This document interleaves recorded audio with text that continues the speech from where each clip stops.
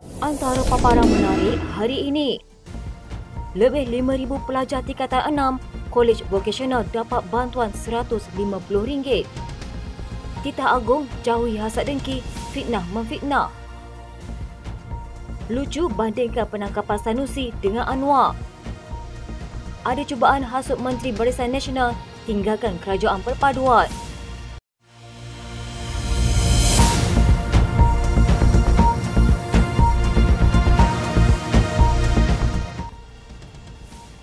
Kerajaan memperuntukkan hampir RM800,000 bagi membantu pelajar tingkatan 6 dan kolej vokasional di seluruh negara menerusi inisiatif rintis bantuan tanpa tunai.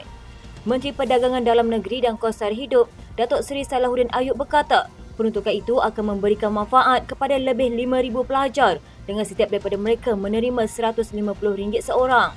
Beliau berkata pihaknya menyasarkan menyelesaikan agihan bantuan itu pada bulan depan. Sehingga kini katanya seramai 3,176 pelajar tingkatan 6 dan kolej vokasional di seluruh negara sudah menerima bantuan RM50 sebulan bagi tempoh 3 bulan membabitkan peruntukan RM476,400. Kita bantu untuk mereka membeli broadband untuk kemudahan pendidikan mereka dan juga kos pengangkutan mereka. Jadi inilah langkah-langkah yang saya rasa direct to the point untuk kita pastikan kos sara hidup ini dapat kita tangani dengan cepat. Dan bagi pelajar tingkatan 6 dan kolej vokasional ini memang kita rasakan satu program yang sangat membantu mereka. Salahuddin berkata seramai 481 pelajar terdiri daripada 256 pelajar tingkatan 6 dan 225 pelajar kolej vokasional di sekitar Kuala Terengganu dipilih sebagai perintis bagi pelaksanaan program di Terengganu. Kementerian Perdagangan Dalam Negeri dan Kos Sara Hidup menyasarkan sejumlah 6,400 jualan ramah bergerak di seluruh negara yang dapat memberi manfaat kepada orang ramai dan pada masa sama membendung kenaikan harga barang keperluan. Timbalan Menteri Perdagangan Dalam Negeri dan Kos Sara Hidup, Fauzah Saleh berkata, pihaknya percaya jualan rahmah bergerak yang diadakan 2 kali sebulan di setiap Dewan Undangan Negeri mampu memberi tekanan kepada pemain industri bagi mematuhi harga yang ditawarkan semasa jualan itu. Beliau berkata kenyataan harga barangan keperluan akan meningkat hingga 20% bulan depan, datangnya daripada pihak industri dan bukan kerajaan. Katanya kita kena sedar bahawa industri ini memanglah tujuan mereka untuk meraih keuntungan. Jadi sebab itu saya nasihatkan rakyat jangan panik. Saya juga meminta pengguna bertenang. Pihak kerajaan akan buat apa yang patut bagi memastikan harga barang tidak meningkat. Contohnya kita akan adakan jualan rahmah dan jualan rahmah bergerak. Ini kita nak bantu pengguna dengan lebih murah berbanding pasaran. Fauziah juga berkata jualan rahmah bergerak berkonsepkan kedai cari rakyat mendapat sambutan menggalakkan daripada pengguna. Malah mereka meminta supaya ia lebih kerap diadakan kerana memudahkan orang ramai mendapatkan barangan keperluan. Katanya sejak dilancarkan bulan lepas, sebanyak 131 jualan rahmah bergerak diadakan dan lebih sejuta pengguna mendapat manfaat dengan jualan melebihi RM30,000 bagi setiap program. Langkah kerajaan memperluaskan perumahan mampu milik di ibu negara dilihat membantu menggalakkan pemilikan rumah terutama dalam kalangan generasi muda. Pensyarakan Harta Tanah, Fakulti Alam Bina dan Ukur, Universiti Teknologi Malaysia, Dr. Syazmi Sharina Abdul Aziz berkata, pemilikan rumah penting dalam mewujudkan kejiranan yang lebih stabil di sesuatu kawasan sekaligus melahirkan masyarakat sejahtera. Katanya kestabilan kejiranan penting dalam membentuk perpaduan. Keharmonian, keselamatan lebih terjamin, malah turut membantu menurunkan kadar jenayah di kawasan tersebut. Jika terlalu ramai penyewa dalam satu kawasan itu, secara logiknya ia akan sentiasa bertukar ganti yang mana kita sendiri mungkin tidak mengenalinya. Beliau berkata kemampuan isi rumah untuk membeli rumah masih rendah, berikutan nilai hartanah melambung tinggi sekaligus menyebabkan berlakunya peningkatan harga semua jenis rumah di kawasan bandar. Katanya, bagi saya rumah mampu milik adalah penyelesaian kepada golongan B40, M40 dan anak muda untuk memiliki kediaman sendiri. Dalam pada itu, sebagai usaha mengekalkan kawasan lapang, Syazmi Sharina berkata kerajaan boleh memanfaatkan teknologi hijau dalam setiap pembangunan yang dilaksanakan. Perdana Menteri Datuk Seri Anwar Ibrahim dalam kenyataan meminta Dewan Bandaraya Kuala Lumpur supaya segerakan melaksanakan penambahbaikan draft Pelan Struktur Kuala Lumpur 2040 dan mewatarkan dokumen itu sebelum penghujung tahun ini. Beliau berkata DBKL perlu memberi tumpuan mengekalkan kawasan rezerv hutan dan kawasan lapang selain bersetuju supaya perumahan mampu milik diperluaskan bagi menampung permintaan terhadap jenis perumahan terbabit oleh warga kota Kuala Lumpur. Cadangan itu sejajar dengan hasrat kerajaan untuk menyediakan perumahan mampu milik melalui konsep kejiranan madani di kawasan Persekutuan Kuala Lumpur. PSKI 2040 adalah antara komponen utama Pelan Pembangunan Kuala Lumpur 2040 yang mengandungi visi, matlamat, hala tuju, strategi dan tindakan untuk memandu Kuala Lumpur bagi 20 tahun akan datang. Antara kandungan draft PSKI 2040 adalah mengintegrasikan penggunaan tanah dengan perancangan infrastruktur, pengangkutan, penyediaan perumahan mampu milik, pekerjaan, kemudahan awam serta peningkatan kualiti alam sekitar dan ruang awam. Yang di-Pertuan Agong Al-Sultan Abdullah Riayatuddin Al-Mustafa Bilal Shah hari ini menitahkan rakyat agar menjauhi perasaan hasad dengki dan amalan fitnah memfitnah.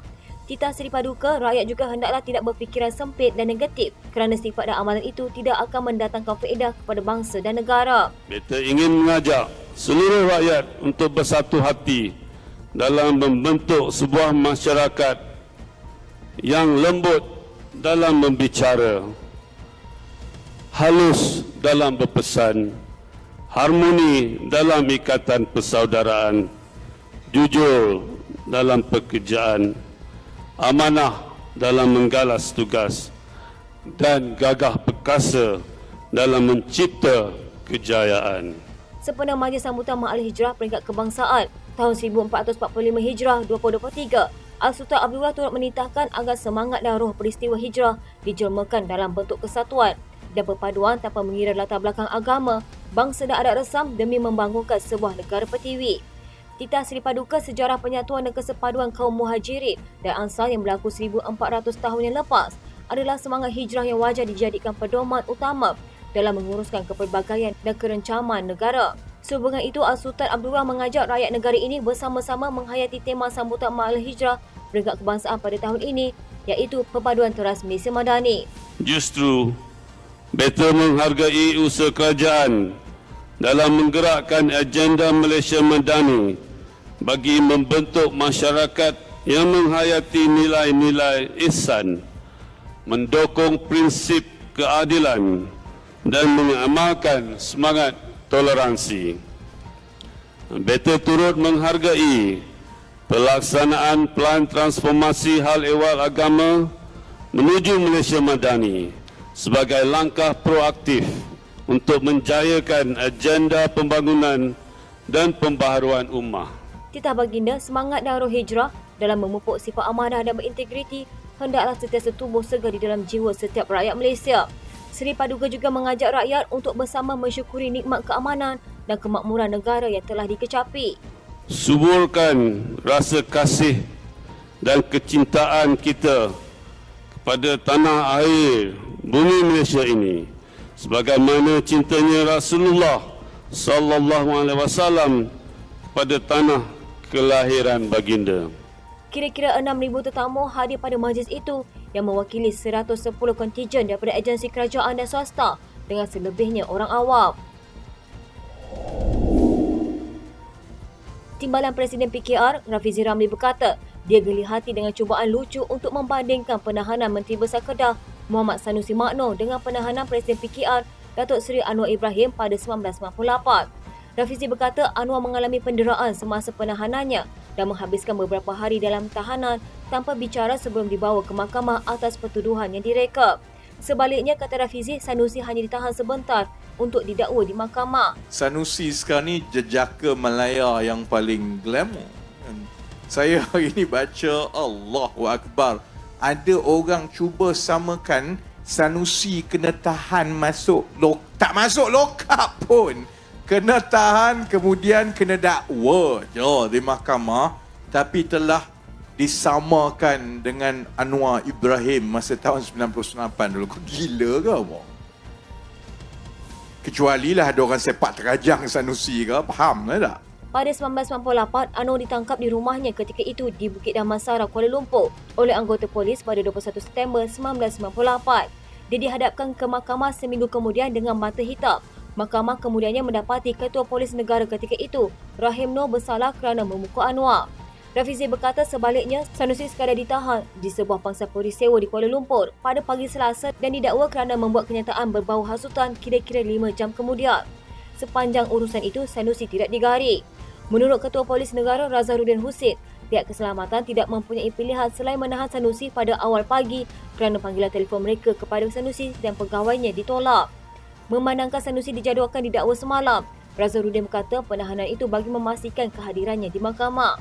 Sementara itu, Rafizi berkata cukup pelik apabila pemimpin Perikatan Nasional seperti Sanusi boleh membuat kenyataan yang menyinggung institusi diraja walaupun menggembar-gemburkan diri mereka sebagai pejuang Melayu. Kalau contohnya saya yang cakap macam tu, mampus dah aku lama dah. Kalau saya yang kata macam itu, PAS ni dah minta keluar beratus-ratus ribu bergerak atas jalan dah pun. Saya memang kena lari masuk gua, dah takut aku nak keluar. Ini bila dia sebut. Dan yang dia sebut itu ialah perkara yang sensitif. Bukan saja kurang hajar, bukan saja biadab. Timbalan Presiden Parti Amanah Negara, Datuk Seri Salahuddin Ayub mendakwa ada usaha digerakkan pemimpin pembangkang bagi menghasut anggota Kabinet daripada Barisan Nasional meninggalkan Kerajaan Perpaduan. Menyifatkan ia sebagai cubaan untuk menebuk atap atau menggunakan pintu belakang untuk menumbangkan Kerajaan Persekutuan. Menteri Perdagangan Dalam Negeri dan Kos Sara Hidup itu berkata, gerakan itu gagal apabila Menteri BN tetap menyokong Datuk Seri Anwar Ibrahim. Katanya anggota Kabinet termasuk daripada Barisan Nasional dapati gabungan dalam Pakatan Harapan paling stabil, kuat, harmoni serta tidak berganjak dengan hasutan itu. Kerajaan Perpaduan diketuai Datuk Seri Anwar Ibrahim adalah kerajaan paling stabil dan kuat serta sentiasa berusaha menangani masalah rakyat. Salahuddin yang enggan mendedahkan pemimpin atau parti mana daripada Perikatan Nasional yang cuba menghasut anggota Kabinet BN meninggalkan Kerajaan Perpaduan berkata Jemaah Menteri Pimpinan Anwar lebih memberi tumpuan menjaga kepentingan rakyat. Katanya Datuk Seri Anwar berpuas hati dengan prestasi anggota Kabinet.